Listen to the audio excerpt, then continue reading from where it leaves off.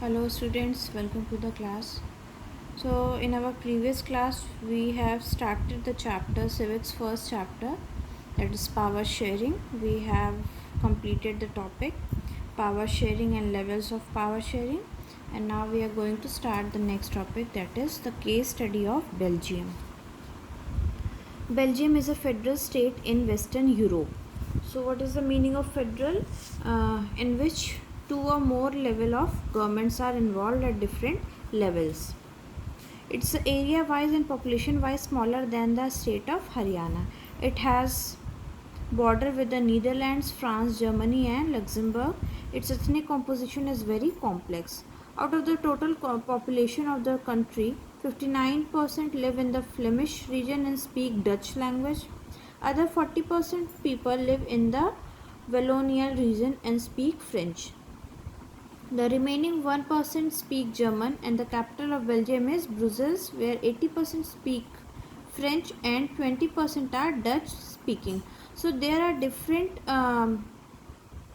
languages which are spoken, and the people are living in a different with different number of population in different regions of the country.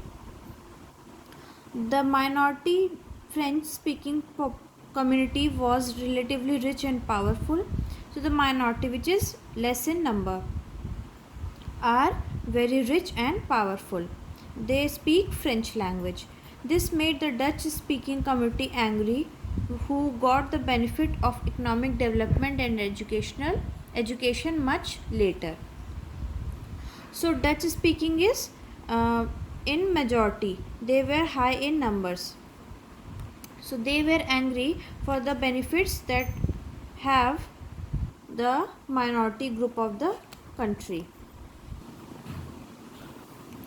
The social disparity led the tension between the Dutch and the French speaking community during the 1950s and 1960s. So the leaders, this tension was more acute in Brussels with the special problem. It was the Dutch speaking people constitute a majority in the country but a minority in the capital. So this is the major tension between the Dutch and the French speaking community. Now, accommodation in Belgium. What is the way to deal with these tensions? The Belgium leaders took a different path by recognizing the existence of regional differences and cultural diversities of the country. In 1970s and 1993, the Constitution of Belgium was amended 4 times. Following are the arrangements which was Belgium leaders work out to enable everyone to live together within the same country. So there are few points and the few changes that have been took by the leaders of Belgium so that every community of the country live equally and peacefully. First is the constitution prescribes that the number of Dutch and French speaking ministers shall be equal in the central government. So firstly, there is a equal number of ministers in the central government, and there is no special law. Some special law require the support to majority members. So, and there are some special laws also given to the majority member of the linguistic group. Thus, no single committee can make decision unilaterally or कोई भी एक single community कोई भी decision अकेले नहीं ले सकती है, उसको मेजॉरिटी के बेसिस पे लेना होगा. Second is the state government is not subordinate to the central government. More powers to the central government have been given to the state government or of two regions of the country. So there is an equal division of powers between the state and central government.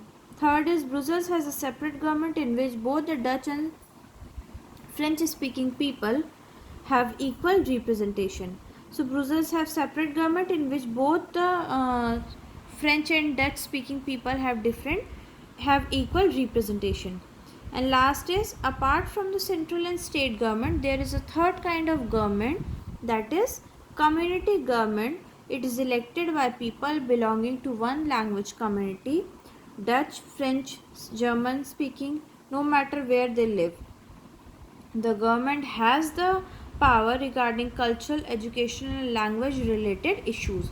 So beside central and state government, there is one more government, that is community government, that is for each community, Dutch, French and German and other communities also, and they have the power to deal with the issues regarding relating to the cultural, education and language. Belgium model has worked so well that for which avoided civic strife between two major communities. The country remained united. Brussels was chosen as the headquarter of the European Union for the very beginning. Now see the second case study of Sri Lanka. Sri Lanka is an island nation of the Indian Ocean. It is a few kilometers of southern coast of Tamil Nadu. Sri Lanka has a diverse population of about 2 crores people, with 74% being Sinhalas and 18% Tamils.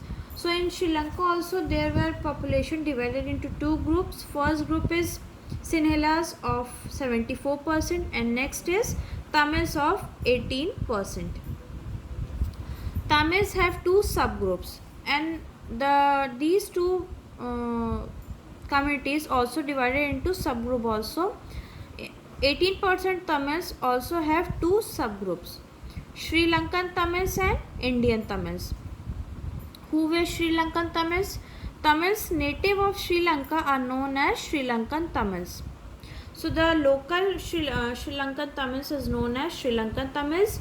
And who were Indian Tamils? The Tamilians who forefather came from India as plantation worker during the colonial rule and settled in Sri Lanka are known as Indian Tamils. And who were the Indian Tamils? जिनके forefathers plantation workers, as a plantation workers moved toward the Sri Lanka during the colonial rule and settled themselves in Sri Lanka are known as Indian Tamils. Now next is majority in community. We will start this in our next class.